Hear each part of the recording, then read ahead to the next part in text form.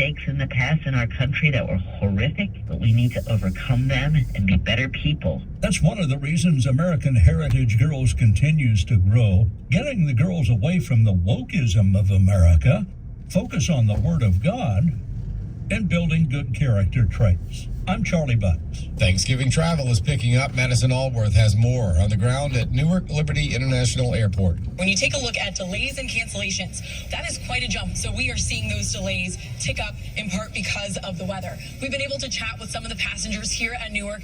They've been dealing both with delays and with the holiday travel mess. So dealing with delays, but things are still, if you are delayed, you're not canceled. And that's the key because we have some time to get home for Thanksgiving. 30 million Americans traveling over this 12-day period. More news online at afn.net and on the AFN mobile app. I'm Rusty Keith. Forget about Facebook. The last 10 days we've been banned twice, and is unbanning a word? They put us under the ban. Christians and conservatives don't need you. YouTube banned one day, banned again. AFR programs are now live streaming on the AFA streaming app. Now you can get shows like Today's Issues straight from the source. Put back on the net. Just say unbanned. Unbanned. Just search AFA streaming or visit streaming.afa.net to sign up. Today's Issues continues on AFR. And welcome back. Fred Jackson here, along with Dr. Ray Pritchard and Steve Jordahl, as we wrap up our time together here in Today's Issues. I want to remind you that Tim and Ed and our producer Brent will all be working on Friday. You're going to be working too. I'm going to be working Friday too, but not on Trivia Friday. Yes. Unless you want me to, Brent. Trivia Friday will be here live. I don't know if those folks are planning to go to shop early on Black Friday, but they will be here to have some fun on Trivia Friday. And some fun is a good idea. I think we can all take a little break from the political atmosphere and everything else that's going on in the world and kind of sit back. We hope you all do that. And tomorrow is Thanksgiving Day. We still have much to be thankful for, folks. Indeed. And let's not forget that at all. But in the meantime, we are getting ever closer to first the caucuses in Iowa and then into the primaries. And Steve, we have a guest from Iowa with some breaking news from there today. We do. Bob Vanderplatz, who's head of the family leader there. And at some point, maybe not today, but I'm going to ask him why they use one small lowercase letter in that name when they publish it. But anyway, Bob Vanderplatz is here with us, and he's made an endorsement for president. Hey, Bob, welcome to the program. Yeah, thanks for having me. Really enjoy being on with you guys right before Thanksgiving. So, Bob, I understand that you have decided who you're going to support for President of the United States come 2024. Tell us. Well, Steve, it's kind of familiar territory for me. In 2008, when I endorsed Mike Huckabee, all the pundits said he was going to get crushed by Mitt Romney. And in 2012, I endorsed Rick Santorum, and the pundits said he'd get crushed as well. And in 2016, when I endorsed Cruz, they said he'd get crushed by Trump.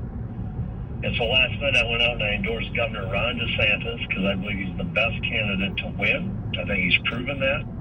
He's the best candidate to lead on day one instead of being a lame duck on day one. And so we'll see what happens now in the state of Iowa, but I think Ron DeSantis has a good shot to carry the state of Iowa and to give America a real choice who they want to be their nominee for president. That would be some good headwinds for him. Iowa's the first caucus, but DeSantis is everybody. The whole field trails Trump by a huge margin. Do you think they can make that up? I really do. First of all, I don't believe the polls. I think everybody knows Trump. Matter of fact, in the last Iowa poll when Trump was at 43%, that's a good number.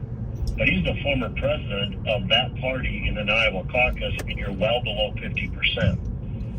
So I think Trump's high water mark is going to be somewhere around 35 to 37.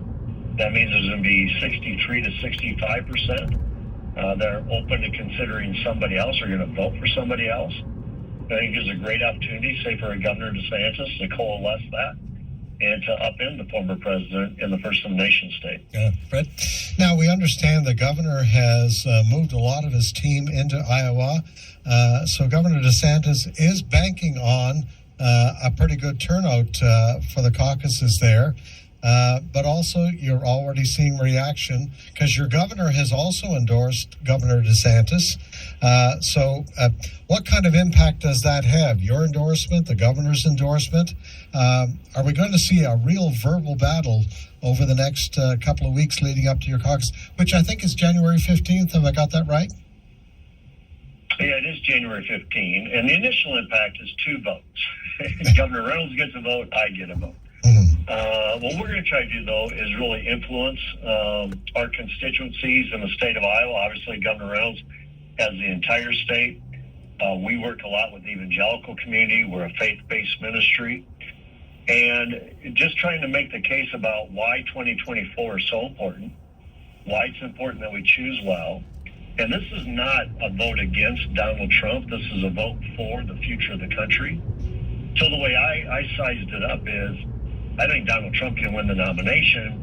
I just don't believe there's any way in the world he wins the general election. Right. I think Nikki Haley could win the general election, but I don't think she could win the nomination. I think Governor DeSantis can win the nomination and the general election. Right. Bob, as you travel around the country, and around the state of Iowa, you're in touch with the grassroots as much as anybody could be. What are the issues that Republican caucus goers are going to care about when January the 15th rolls around? I think first and foremost, this is probably different in 2024 cycle than previous cycles. But the one thing they're really thinking about is who can win in 2024. Because what they're seeing with Biden and his administration, first of all, we don't believe Biden will be the nominee, but it's completely an un-American agenda. So they know we need to win in 2024. So winning's at the top of their list. But then they want a bold and courageous leader who will stand up for religious liberty, the sanctity of human life, as well as pushing back on this woke agenda and making sure that we embrace parental rights. That's what we're hearing more and more. They're seeing an America that does not represent the red, white, and blue that we've come to know.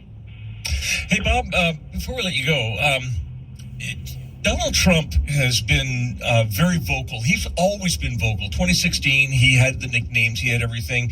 But it seems like he's even gone farther during this campaign. Do you see him as the same candidate that we had? Would he be the same president that we had in 2016 if he was elected in 2024? That's a really good question, Steve. And first of all, I'd say absolutely not. I don't think he's the same guy at all. I think he's motivated by a vindictive spirit. He wants to settle a score with everybody. And that's why you see him taking on me right now. You see him taking on Governor Reynolds. Everything's about, I want to fight and I have a vindictive spirit. And so that's one thing. But two is people need to realize when he gets to be, if he were to win the general election, he's lame duck on day one. But the other part is you need to be able to surround yourself with the best and brightest people. You tell me who's going to go work for Donald Trump today. They've all the ones who have worked for him have been sued into financial distress or ruin. He has shown no propensity to have their back. So I don't see who he's going to be able to bring with him into an administration. And I believe where America's at today, you need a candidate who has led, like Governor DeSantis has, in the state of Florida with a bold and courageous spirit, but who can serve for 2 terms, not be a lame duck on day one. All right. Bob, thanks for joining us. I appreciate it. Bob Vander Plaats, where can people check out The Family Leader and see what you guys are doing there? TheFamilyLeader.com. TheFamilyLeader.com. All right. Bob Vander Plaats joining us today. Thanks, Bob. Well, I tell you what, it is going to be interesting to see, and Bob has had a very good record of picking winners there in Iowa. Things change when we move on to the primaries. The record has shown that also. But Ray, I think I've not seen in the last 25 years, and perhaps even longer than that, such a political divide in the country, not only between the Democratic Party and the Republicans, but within the Democratic Party, there is a great divide, and we're seeing it in the Republican Party as well. Yes, I know that the former president in the Republican Party, he has a substantial lead in most of the polls, but there still is that divide as we head into an election year, and I'm not sure how it's going to get resolved. I can't think of a time in my lifetime when the two parties are as far apart in terms of their vision for what America ought to be going forward. You've got the woke, you've got the anti-woke, you've got the CRT and the anti-CRT. You've got traditional values versus people who want to transform America away from what it always has been into a top-down, completely controlled by Washington viewpoint. And I'm thinking about on the Democrat side, Joe Biden is so vulnerable. Isn't it interesting? Bob just said, we don't think Biden is going to be the nominee. I wish we'd had time to ask him, who is it going to be? Is it possible that the big debate next week between Ron DeSantis and Gavin Newsom, could that be a preview, an early preview of what we're going to see next fall? And one thing you can say about Ron DeSantis and Gavin Newsom, they're both very good communicators, very different personalities, and completely different visions of what America should be going forward. That debate is going to be hot next week. They're going to mix it up, guys. That's going to be a Donnybrook, a two-man. By the way, where's this debate taking place anyway? Is it in Georgia? I know Sean Hannity is moderating it. So, and I think Sean Hannity, yes, most people know him. He's very conservative, but I think he kind of has invited this. And I think it is a great opportunity. You talk about two politicians on the far left and right, I would say, and their views, as you say, Ray, of the country and where the country needs to be. Alpharetta, Georgia, yeah. Yep. Just outside of Atlanta. So, very interesting. That'll be next Thursday evening. And, it'll be a good preview of the kind of battle that we're going to see over the next year leading up to Election Day. I got to tell you, both parties are in distress right now. And there is a ton of time between now and November 2024. There's always some kind of October surprise that comes up. Polls, a year out usually don't mean a whole lot. This is going to be by far the most interesting election that I can possibly imagine. Yep. So strap in, folks, and get ready, but take a rest. Thanksgiving and Christmas time, take a rest from it because you're going to need it. All right, Steve, very important anniversary today. Yeah, 60 years ago today in Dallas, Texas, President Kennedy was assassinated, and the 60th anniversary of that, and I wanted to just take a second to remember that, and let's listen a little bit to what what's the guy, CBS, right down. CBS reporter? Yeah, Walter Cronkite. That's who I'm thinking of. How could you forget? I don't know. Uncle Walter. Walter. Let's have a listen to what Uncle Walter had to say on that day, Cut 9. Here is a bulletin from CBS News. In Dallas, Texas, 3 shots were fired at President Kennedy's motorcade in downtown Dallas. The first reports say that President Kennedy has been seriously wounded by this shooting. From Dallas, Texas, the flash, apparently official, President Kennedy died at 1 p.m. Central Standard Time, 2 o'clock Eastern Standard Time, some 38 minutes ago. Vice President Lyndon Johnson has left the hospital in Dallas, but we do not know to where he has proceeded. Presumably, he will be taking the oath of office shortly and become the 36th President of the United States.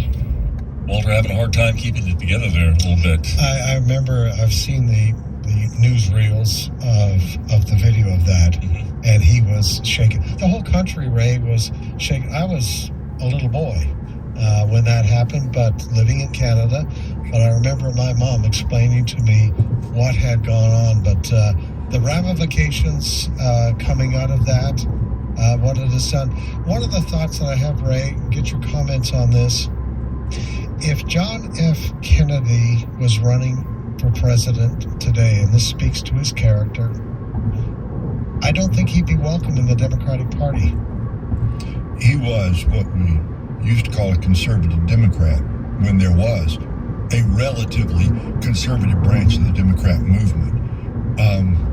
60 years ago today, you have to be a certain age to be able to say what I'm going to say, but I remember there have only been 2 days in 71 years on planet Earth where I can actually say I remember the moment. One was November the 22nd, 1963. The other was 9/11, and nothing before, nothing else. Those two sort of, from my generation, older baby boomers, bracket a lifetime. I was in the 5th grade at the. I can see it.